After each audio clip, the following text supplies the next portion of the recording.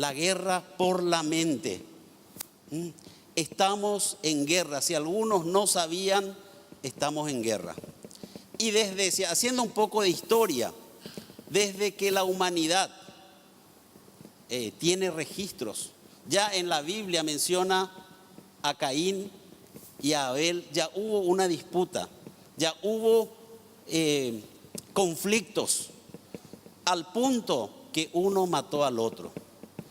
Lo que me hace acordar a aquellos que tenemos algunos años, lo más cercano a nosotros que hemos vivido con respecto a una guerra, la guerra de las Malvinas. Tenemos hermanos acá muy queridos que son amigos, que son de Argentina. ¿Hay argentinos en la sala? ¿Hay argentinos? No hay muchos, pero hay. Ellos vivieron una época terrible en el año 82. Recuerdo bien la fecha, 2 de abril de 1982, porque el 3 es mi cumpleaños, entonces siempre recuerdo esa fecha, cuando hubo un problema, un conflicto entre la Argentina e Inglaterra. Y fue un momento de dolor, inclusive algunos de los que están acá tienen amigos que fallecieron, que fueron a pelear, que son excombatientes de esa guerra. Y la guerra siempre trae dolor, siempre trae conflicto, siempre trae malos recuerdos. Ahora, ¿qué significa guerra? Ya que vamos a entrar en este tema. La guerra es el rompimiento de la paz entre dos o más países. La paz es algo que te da tranquilidad. La paz es algo que te permite desarrollarte. La paz es algo que te permite inclusive prosperar. Y cuando hay guerra, todo eso se rompe. Ahora, la guerra también tiene algunos componentes. ¿Cuáles son esos componentes para decir que hay guerra? Primero, tienen que estar involucrados dos o más países. En la guerra mundial, ustedes saben que estuvieron involucrados varios países. Pero también con que dos estén en desacuerdo ya puede haber una guerra. Segundo componente, tiene que haber una causa justificada o no. Tomando el ejemplo de la guerra de las Malvinas, era tomar posesión de un lugar que cada uno creía que era suya y hasta hoy está en disputa. Tercero, tiene que haber un campo de batalla. Para que haya una guerra se tiene que desarrollar. Nadie hace una guerra a distancia. Físicamente se desarrolla en un campo. Y por último, tiene que haber un objetivo. Si un país invadió una zona, el objetivo es volver a tomar aquel que cree que perdió ese territorio. Ahora, quiero ver con ustedes que nosotros cada día que pasa también tenemos luchas, conflictos y batallas. Nuestra vida es de una guerra permanente. Todos los días las batallas son por decisiones, por acciones y por reacciones. Cada día que pasa vos estás en una batalla. Es más, a veces ni te das cuenta que estás en una guerra. Lastimosamente, a veces ni cuenta nos damos que estamos en medio de una guerra donde nosotros, cada uno de ustedes, estamos en una guerra. Ahora, ¿de dónde saco todo esto? Y vamos a ir a la palabra, porque si hay algo que caracteriza a Vida Nueva y que nos gusta y que hemos decidido, el pastor Pecos ha hecho un pacto, nunca dejar la palabra de Dios. Vamos a ver qué dice la Biblia con respecto a esto. En Efesios 6:12 dice, porque nuestra lucha no es contra seres humanos. Decirle al que está a tu lado, la guerra no es contigo. Si estás con tu cónyuge, con tu hijo, con tu esposa, con tu esposo, volvé a decirle, la guerra no es contigo. Ahora, ¿contra quiénes? Sino contra poderes, contra autoridades, contra potestades que dominan este mundo de tinieblas, contra fuerzas espirituales malignas en las regiones celestes. Imagínate contra quiénes cada día estamos en guerra. Y no es una guerra sencilla, no es una guerra cuerpo a cuerpo, es una guerra que se va desarrollando, como dije recién, por acciones, por reacciones, por motivaciones. Jesús había dicho que del corazón del hombre de su mente, dice en esa parte, salen los malos pensamientos, la ira, las fornicaciones, todo lo malo sale dentro nuestro. Ahora, en el caso nuestro, de los seguidores de Cristo, de cada uno de nosotros, nuestro campo de batalla es la mente. Y quiero compartir contigo este otro pasaje. El siguiente, por favor, el que está. A ver, no, perdón. Antes que eso, quería decirte también que en la mente están las siguientes funciones. Así como hay una batalla en tu mente, así como hay un objetivo que el diablo quiere y las fuerzas espirituales que acabamos de ver quieren tomar dentro tuyo, vamos a ver que en la mente están estas funciones. Primero, la capacidad de entender y de razonar. Cada uno de nosotros tenemos la capacidad que cuando nos hablan o cuando leemos algo, entendemos y podemos razonar lo que dice eso. Es más, nos permite inclusive tener una noción de la vida de las demás personas, de las situaciones que atravesamos. Pero en la mente también se crean los pensamientos, los buenos y los malos pensamientos. Es más, hay pensamientos que están tan metidos dentro nuestro que a veces ni nos damos cuenta ante una situación que afloran esos pensamientos. También el aprendizaje es una función que está en la mente. La percepción. Hace unos domingos atrás el pastor Peco nos enseñó las 3 letras que significaba pie. La percepción, que te da una imagen y que te da una expectativa. Es más, a través de la percepción nosotros tenemos una noción que puede ser cierta o equivocada de las cosas. Yo recuerdo que cuando tenía 12, 13 años, todos los días viajaba en colectivo y se subía una señora que para mí tenía cara de bruja. Yo le veía a ella y en mi mente ya estaba, se sube la bruja. Hasta que después conocí a sus hijos y me acerqué a esa casa y me di cuenta que esa persona era una señora encantadora, que tuve una percepción equivocada. Y a veces ya hoy me ocurre con mis hijos que sus amigos creen que yo soy un argel. ¿Cuántos creen que yo soy argel acá? A la frase. Había sido, tenían razón. Pero es una percepción equivocada, ¿eh? No es cierto. Aquellos que me conocen, que están los jueves conmigo en el grupo de discipulado, ¿dónde están? ¿Soy argel o no? Muy bien, ahí tienen. Es una percepción y eso se origina también en la mente. La memoria. Yo recuerdo que me enamoré de mi profesora cuando tenía 6 años. Hasta me acuerdo de su nombre, Ramonita. Pero después maduré, me di cuenta que esa relación era imposible y me enamoré de la directora. La directora se llamaba Muñeca.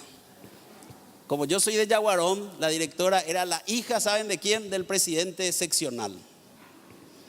Y yo me enamoré y me puse tan triste cuando se casó. Yo tenía creo que 7 años. Entré casi en un pozo depresivo, eso que enseñó el pastor Peco. Pero me acuerdo, porque en la memoria se van guardando hechos, personas, situaciones. Hay cosas que en tu mente están guardadas que conscientemente no te acordás, pero inconscientemente. Y hoy vamos a ver algo de eso. Cada tanto vienen y te producen o dolor o te producen un sentimiento negativo. Porque la memoria tiene la capacidad de guardar tantas cosas. Dicen los entendidos que ni siquiera las computadoras más modernas, o tiene que ser muy avanzada, tienen la capacidad de guardar tantos archivos, tantas palabras, tantos hechos y acciones que cada uno de nosotros guardamos en nuestra mente, en la memoria. La imaginación. En tu mente también se produce la imaginación.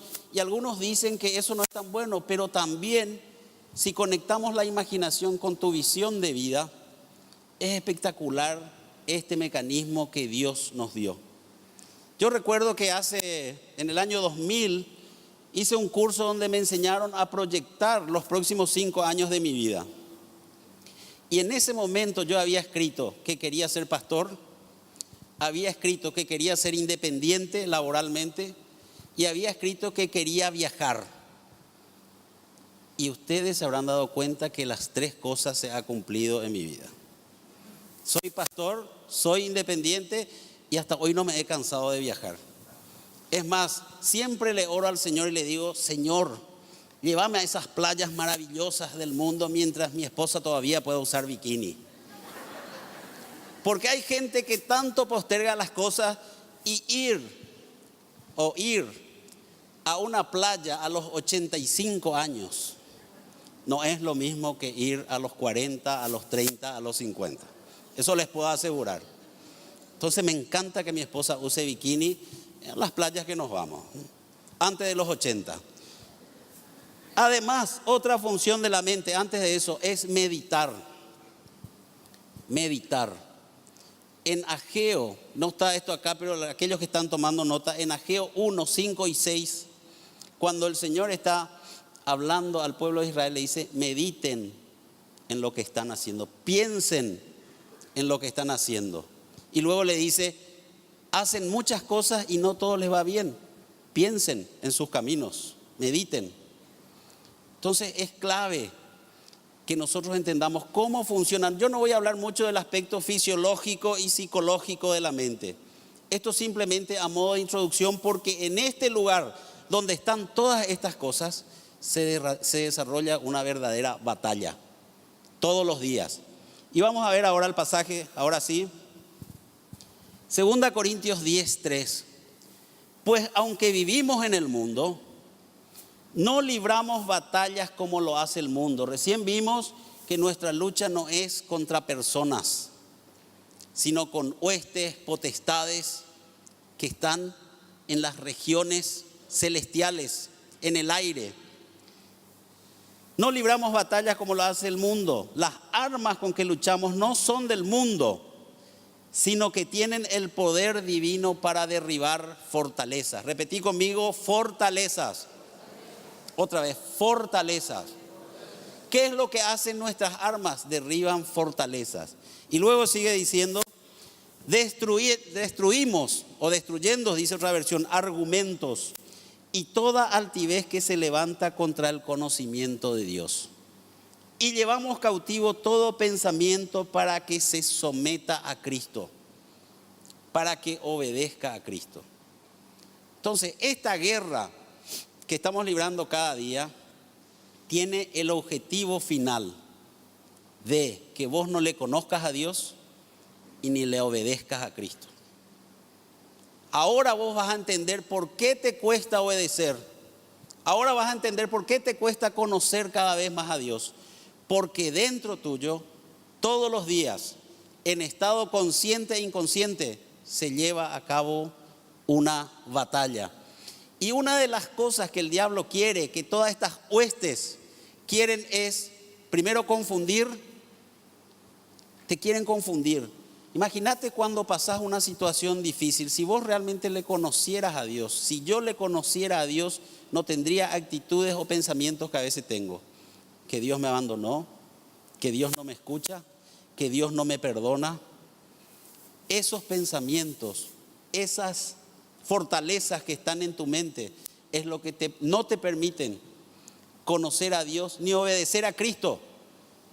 Cuando Cristo dice: perdona a tu hermano, cuando Cristo dice: hace esto o deja de hacer lo otro, la guerra es para que yo no obedezca. La guerra es para que yo relativice, para que me quede confundido, para que me quede anulado y para que quede destruido. No te olvides que Jesús dijo, refiriéndose al diablo: Él no vino sino para hurtar, matar y destruir. Pero gracias a Dios que Él vino para que tengamos vida y vida en abundancia. Amén. Entonces, esto ocurre en la mente. Nosotros tenemos acá hasta conocimiento y obediencia. De eso se trata esta batalla. De que conozcamos más a Dios. El enemigo no quiere que conozcamos. De que obedezcamos a Cristo. El enemigo no quiere que obedezcamos. Y en Efesios también habla, eso te invito a que leas después, cómo me gusta la gente que toma nota de las cosas. Imagínense todo lo que estamos aprendiendo en Vida Nueva, no hay una capacidad, o hay, pero a veces estamos distraídos en tantas cosas de recordarnos todo lo que se da acá. Por eso es importante un versículo, aunque sea en tu celular, aunque sea en alguna hojita que vos puedas llevar para que puedas meditar. Y te decía que lo que el diablo quiere atacar es tu conocimiento y obediencia, justamente porque lo que quiere es destruirnos. Ahora, te decía que en Efesios capítulo 6 habla de las armas con que nosotros tenemos que luchar cada día. Habla del cinto de verdad, habla de la coraza de justicia, habla del casco de la salvación. ¿Por qué cuando habla de mi cabeza, de mi mente, habla de mi salvación? Porque tengo que acordarme de todo lo que Dios, de esas promesas que Él me dio a través de Jesucristo, a través de la salvación. Habla de que tengo que tener botas, sandalias, zapatos del Evangelio, y habla por sobre todas las cosas que el arma que es para defendernos y atacar la palabra. Si yo no estoy leyendo, si yo no estoy meditando, si yo no me estoy alimentando, voy a estar en desventaja a la hora de luchar. Porque el Espíritu Santo, una de las cosas que hace es, usa todos los poderes, todo lo que Dios te ha dado para esa batalla. O sea que vos tenés el poder para vencer esa batalla. Ahora, ¿cuáles son las fortalezas que tenemos que derribar? Y yo hoy te quiero hablar de 4. Primero, pensamientos de culpa. Pensamientos de culpa.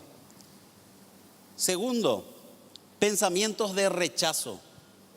Esas son fortalezas que el diablo quiere resguardar. Las fuerzas espirituales de maldad quieren resguardar dentro de tu mente. Tercero, la raíz de amargura. Y vamos a ver la definición de cada uno de ellos. Y por último, la falta de perdón. Esos son argumentos, son fortalezas que en muchos de nosotros pudiera que estén más enraizados que en otros. Y vamos al primero, el de la culpa.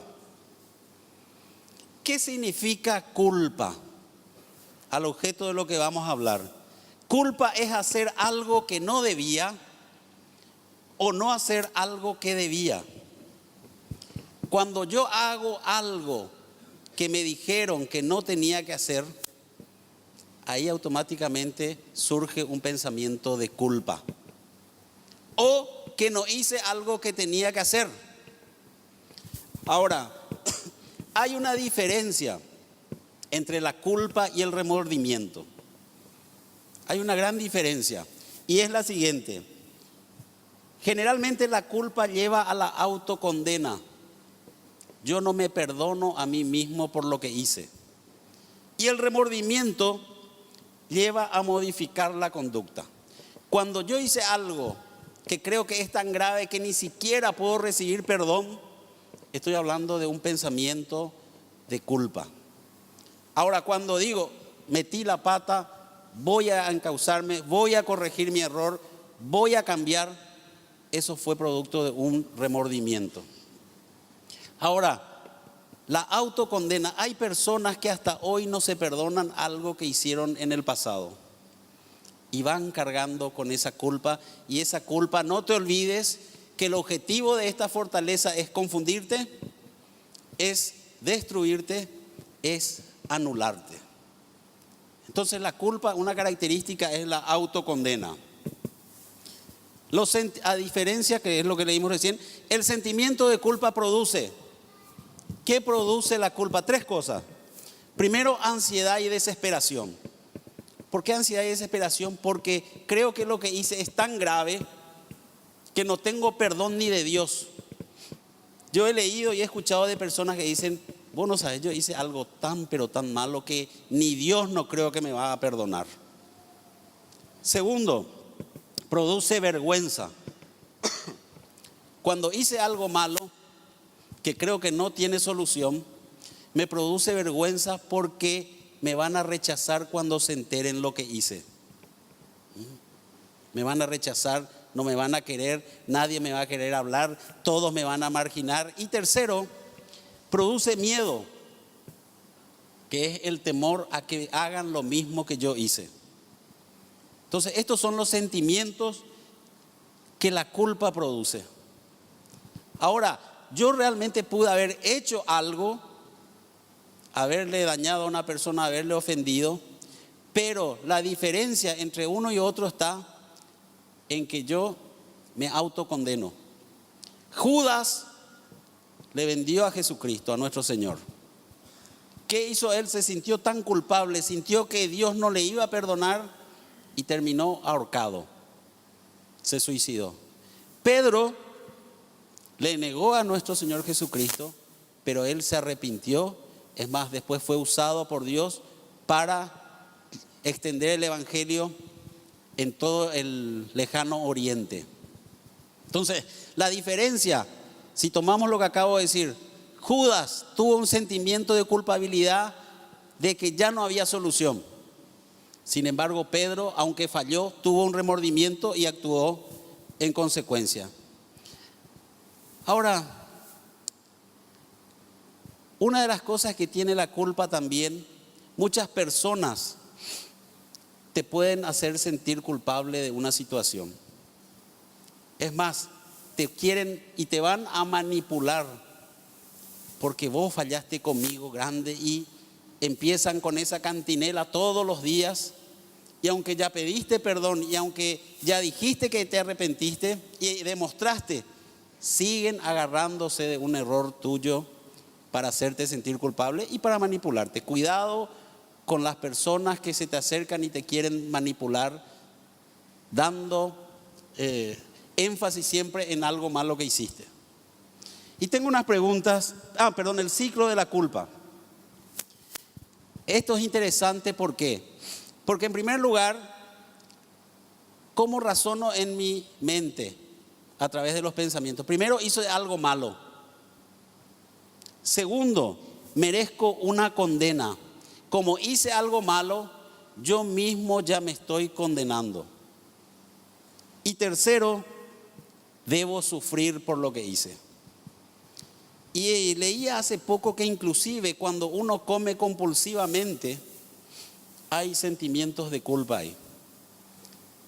Cuando yo digo voy a hacer una dieta y pongo un estándar tan alto de mi dieta, que en mi mente digo, no tengo que tomar helado, no tengo que comer pan, no tengo que comer azúcar. ¿A cuánto les resulta familiar esa estrategia de dieta? Cuando me salgo, por alguna razón, comí un pedazo de pan, comí algo con azúcar, o me salí por alguna razón, me siento culpable. Y al sentirme culpable digo, bueno, ya que estoy en el baile voy a bailar. Y no paro hasta desbordar. Ese estudio decía que las personas que no tienen una clara visión de lo que es ser culpable y de darse ciertos permisos, por eso es que los dietólogos a veces dan los permisos. A veces nomás los permisos se convierten en, todos los días hay un permiso, ¿verdad? Pero el sentimiento de culpa, debo sufrir. Soy un gordo asqueroso, por eso voy a comer, por eso voy a... Ese estudio decía eso, pero es aplicable para otras cosas también. Ahora, tengo unas preguntas con respecto a la culpa. ¿Qué cosas te hacen sentir culpable? No te olvides que la culpa o el pensamiento de culpa es una fortaleza. Y no estamos hablando que haya fallado o no. Estamos hablando de ese sentimiento que te hace parecer que la culpa no tiene solución. ¿Qué cosas te hacen sentir culpable? La separación de tus padres, si fuera el caso, porque yo nací, luego mis padres se separaron. Porque yo no pude evitar, mis padres se separaron. ¿Qué otra cosa? Una situación financiera actual, estamos pasando mal porque yo luego no hice nada, porque yo pudiera ser que podemos tomar otras acciones. Pero no te olvides que el sentimiento de culpa es cargar con todo lo que está pasando de otros o que yo haya hecho sobre mis espaldas. ¿Qué otra cosa te puede hacer sentir culpable? ¿Cómo está hoy la relación con tu esposa, con tu esposo, con tus hijos, con algún familiar? Una de las cosas que los padres a veces erróneamente queremos culparnos es: mi hijo es así luego porque yo no le di tal o cual cosa. Mi hijo es rebelde porque yo luego no le supe dar amor porque trabajaba todos los días. Y hay cierto grado posiblemente de verdad en eso. Pero a veces tu hijo, mi hijo, puede ser rebelde porque él está teniendo actitudes irresponsables también. A veces nosotros llevamos la carga de otros y nos sentimos culpables. Pero en esta situación cada uno tiene que llevar sus responsabilidades. Me decía un amigo que él tenía problemas con su hijo de comunicación. Y él se sentía culpable, se sentía frustrado, se sentía mal por esa situación. Hasta que se fue al psicólogo y el psicólogo le dijo: ¿qué edad tiene tu hijo? Tiene 24 años, 25. A partir de ahora, vos tratá de restaurar la relación. No se puede recuperar los años perdidos, pero tratá de restaurar la relación con tu hijo. Pero si no recibís una respuesta positiva, esa ya es también su responsabilidad. Liberate de esa situación porque vos no tenés por qué cargar con esa culpa siempre. Es más, hay personas que se culpan, pero si fuera una sentencia judicial, cuando uno hace algo malo te ponen una sentencia en años. 1 año, 5 años. Pero hay personas que toda su vida viven con esa culpa. ¿Y cómo se resuelve esto? De 2 maneras. Primero, reconociendo mi error. Si vos te sentís culpable, reconoce tu error. ¿Dónde estuvo tu falla a tu criterio? Pero en segundo lugar, desarrollar una estrategia para que esa situación cambie. De nada sirve sentirte culpable si no haces nada para salir de esa situación. Y quiero leerte ahora el pasaje que me parece espectacular.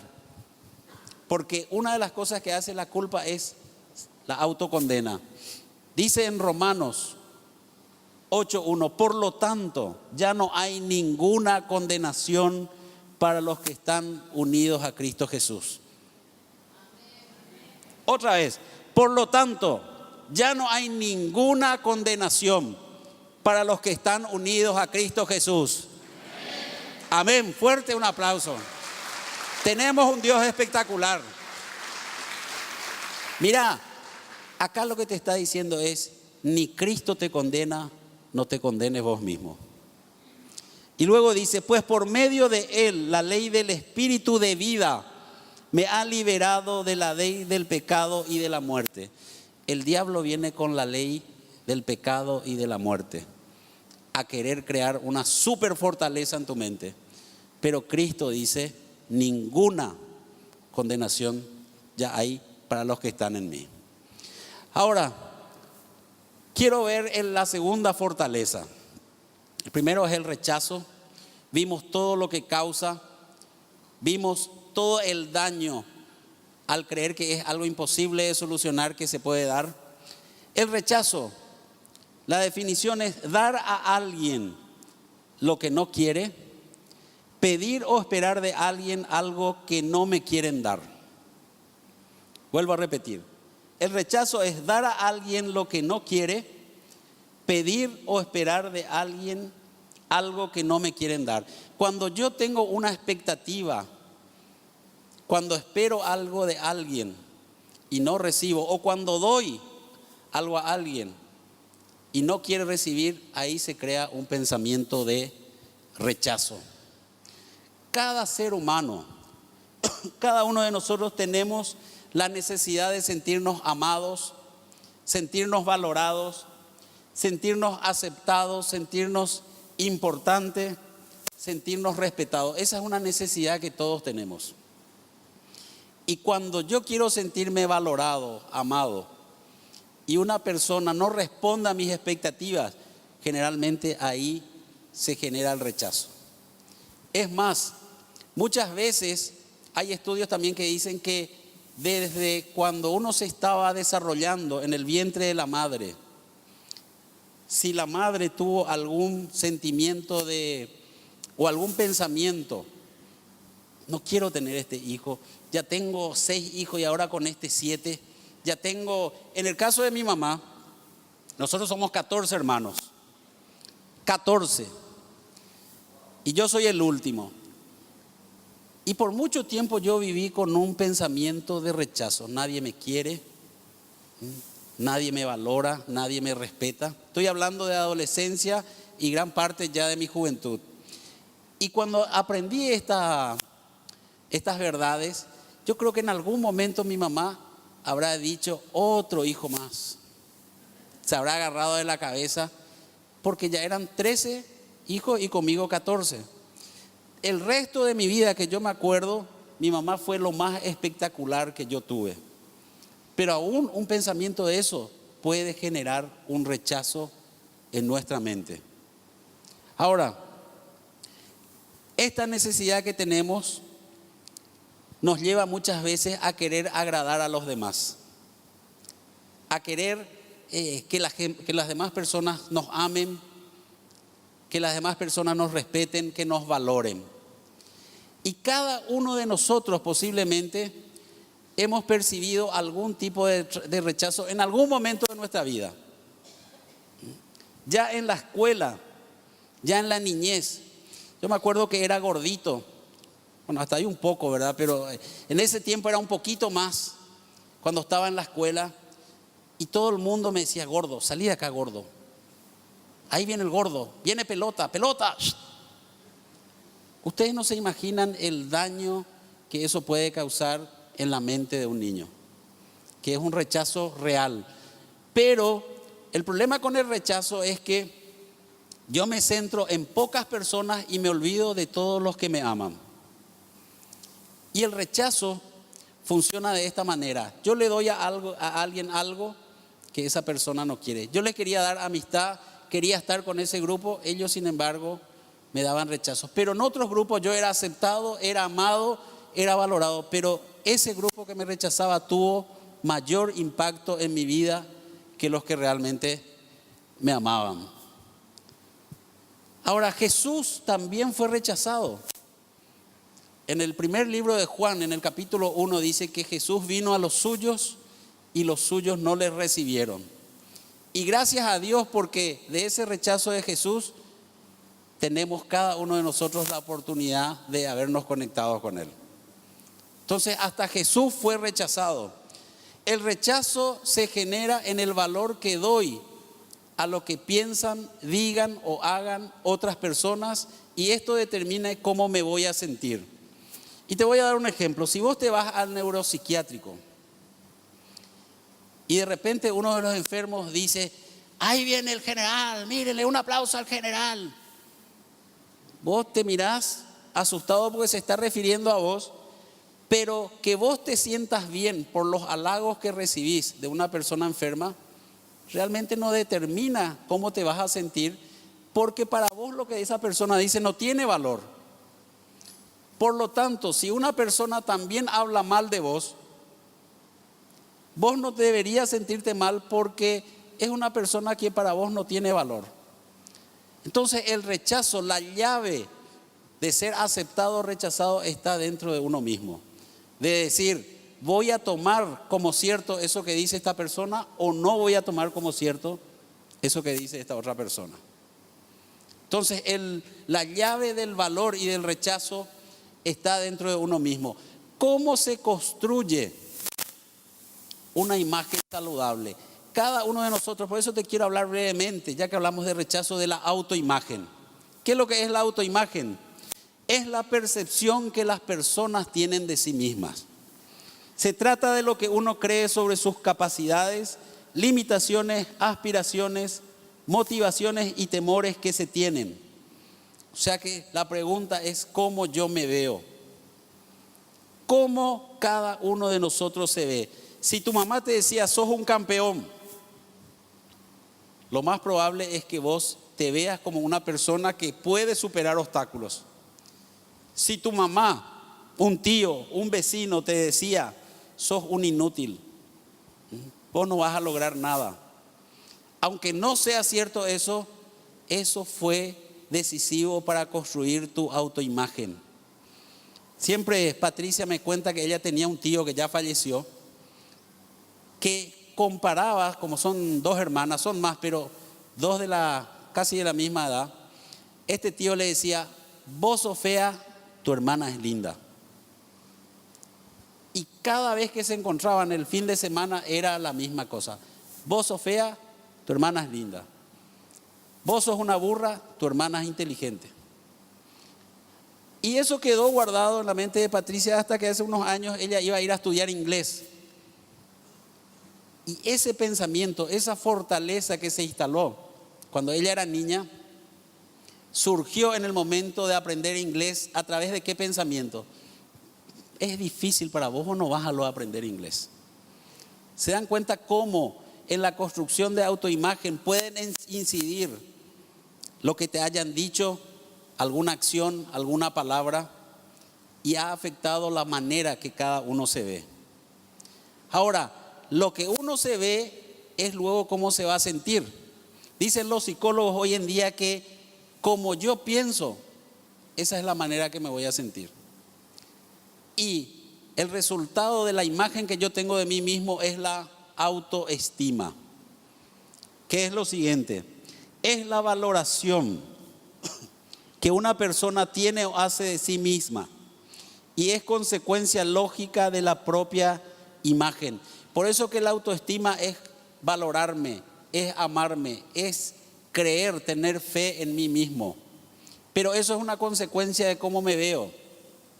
Si yo, a través de un pensamiento distorsionado, creo que nadie me quiere, que todos me rechazan, que todos me discriminan, en primer lugar es una mentira, porque Dios dice que nos ama. Pero también eso afecta a cómo me siento. Si yo no creo esa verdad, ¿cómo me voy a sentir? Rechazado, no amado, no querido, no valorado. La autoestima es el evaluador afectivo más influyente, es decir, cómo nos sentimos con nosotros mismos. Y a veces se usa mal este concepto. Tiene una autoestima elevada y nos parece que está mal. La autoestima saludable no es tener una super autoestima, más de lo que yo soy, ni una autoestima que vaya por el piso. Por eso se habla de autoestima saludable. Ahora, ¿qué cosas te hacen sentir rechazado? Yo me acuerdo que en la adolescencia había una chica que estaba un año menos que yo. Yo tenía 12 y ella 11. Y yo ni le hablaba a esta chica, para que vean cómo un pensamiento puede generar este tipo de sentimientos.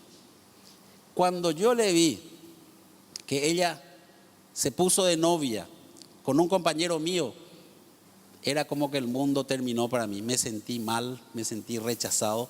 Yo nunca hice nada para acercarme a esa persona. Sin embargo, me sentí rechazado.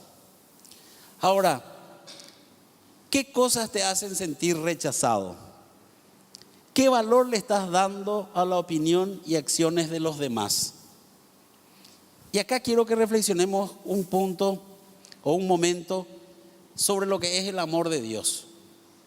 Y se me presentó de la siguiente manera: el Padre y el Hijo hablando en el cielo y diciendo, para la gente, para todos los que están en la tierra, no he encontrado algo que supla lo que ellos hicieron.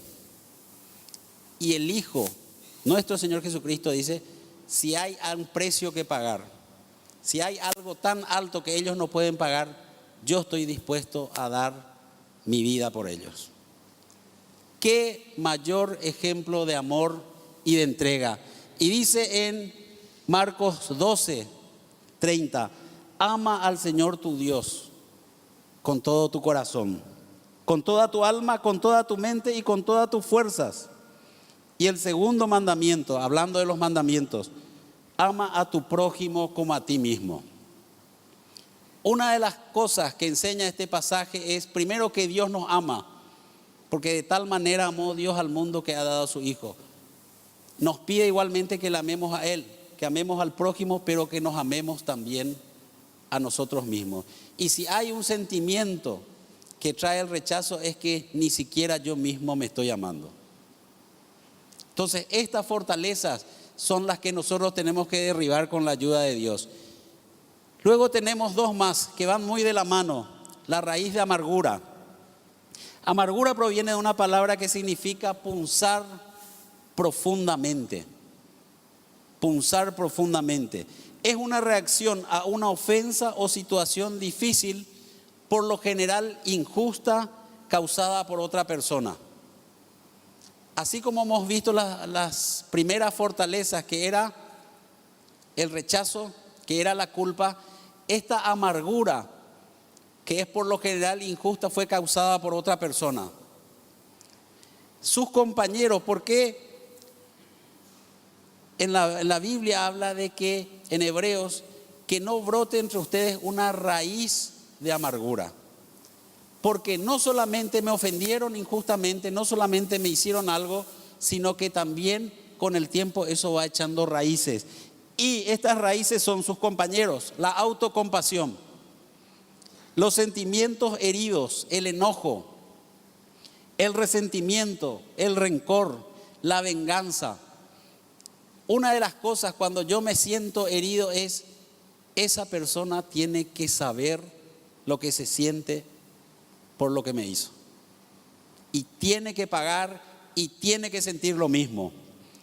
La envidia, la calumnia, los chismes, la paranoia, las maquinaciones vanas y el cinismo.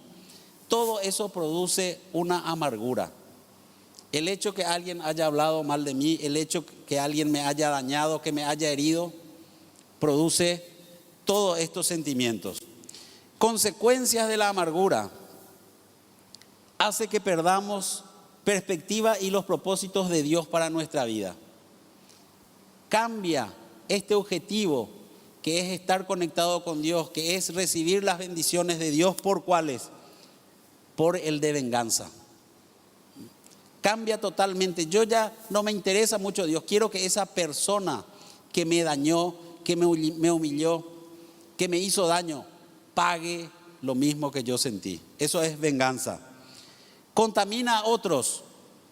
Es increíble cuando hay una persona herida, y esto en las familias, dos hermanos que se pelean, automáticamente el resto toma partido. Yo estoy a favor de este, yo estoy a favor de este otro. Una de las cosas que hace la amargura, causa división. Y leía hace poco un caso de dos hermanos que estaban peleados, que la familia fue dividida, que cada uno ya tomó posiciones, y llegó un punto que ellos se iban a reconciliar. Pero los demás integrantes de la familia dijeron, no, ¿cómo se van a reconciliar? Tomaron partido a tal punto que ellos ya no querían que se vuelvan a unir. Causa división, causa venganza, causa problemas físicos. Cuando yo estoy amargo por dentro, hasta me duelen cosas físicas. Puede desembocar. Hay estudios que dicen que algunos tipos de cáncer son por problemas emocionales. Y esto quiero ligar a lo otro. Pero antes tengo una pregunta. ¿Te han dañado tanto que no puedes olvidar? Una de las características de la amargura es que no me olvido. Y hay un grupo que su eslogan acá en Asunción es ni olvido ni perdón. Y las veces que yo veo el rostro de esas personas que fueron heridas injustamente, ¿cierto? Pero cuando hablan, cuando se les ve el rostro, es ni olvido ni perdón, amargura. Otra pregunta, ¿deseas el mal para quien te dañó? Si te sentiste tan herido, tan dañado, ¿querés que esa persona pague con lo mismo? ¿Y cuánto de lo que va a pagar es suficiente? Porque en el caso que conté de estos hermanos que están peleados, uno de ellos ya le pidió perdón 20 veces. Y la otra persona dice, no le puedo perdonar porque lo que me hizo no tiene perdón. En Efesios 4:31 dice, abandonen toda amargura. Esto es un pecado, esto es una fortaleza que está en la mente y que tenemos que derribar. Ira, enojo, gritos y calumnias y toda forma de malicia, refiriéndose a la amargura. Y por último, la falta de perdón. Así como he sido dañado con la amargura, yo tengo dos caminos: o perdonar o seguir con esa actitud de amargura. Perdonar es liberar o dejar ir a la persona que nos causó el daño, con justificación o no. Es cancelar una deuda pendiente que alguien tiene con uno. Cancelar la deuda pendiente que alguien tiene con uno. Y hay una parábola, brevemente, donde un hombre le debía a un rey 10.000 talentos de plata. Eso significa el salario de una persona de 1000 años. Estuve investigando. Es como que esta persona ni viviendo 1000 años y trabajando para él no le iba a poder pagar. Y este rey tanto tuvo misericordia que dice que le perdonó esa deuda. Sin embargo, a esta persona que fue perdonada, había otro que le debía 3 meses de salario. Imagínense, 1000 años que él debía y otro que a él le debía 3 meses. Y dice que este hombre no le perdonó, sino que al contrario le obligó a que le pague y le mandó a la cárcel. Imagínense el perdón que nosotros tenemos de Dios y a nosotros nos cuesta perdonar. Y Jesús dijo en Mateo 6:14 que el perdón no es una opción, es un mandamiento. ¿Qué significa un mandamiento? Algo que hay que cumplir, no es opcional. Y muchas veces nuestro problema es con los mandamientos de Dios, producto de que hay fortalezas en nuestra cabeza, en nuestra mente. Creemos que los mandamientos son opcionales. Yo amo a todo el mundo menos a fulano. Yo voy a perdonar a cualquiera menos a sultano. Y en Mateo Jesús dice, porque si perdonan a otros sus ofensas, también los perdonará a ustedes su Padre Celestial. Pero si no perdonan a otros sus ofensas, tampoco su Padre les perdonará a ustedes las suyas. O sea, imagínense el nivel de gravedad que hay en la falta de perdón. Y en el Padre Nuestro, que es la oración mundialmente más conocida, dice, perdona nuestras ofensas como también nosotros perdonamos a los que nos ofenden. Y increíblemente cuando repetimos esa oración, toda la oración lo hacemos pausadamente. Pero esa parte, amén. Ahora, esto no es una opción, gente, es un mandamiento. La falta de perdón perjudica nuestras oraciones, como vimos recién. Ahora, una pregunta: ¿a quién, de lo que es perdón, de lo que es amargura, a quién o a quiénes tenés que liberar hoy? ¿Te gustaría estar en paz con todos? Vimos que la paz es ese sentimiento de tranquilidad, es el fruto del Espíritu Santo, la paz. ¿Se acuerdan? Amor, gozo, paz. ¿Querés estar en paz hoy? Si tenés que dar el primer paso con quien te ofendió o dañó, ¿estás dispuesto a hacerlo? Y hoy quería demostrarte, porque ya estamos terminando y me gustaría orar contigo. Porque hoy es un día donde vos tenés que decidir por tu bien, no por el mío, liberar y derribar todas esas fortalezas que posiblemente puede que estén en tu mente. La culpa, el rechazo, la amargura por algún daño que te pudieron hacer y el perdón.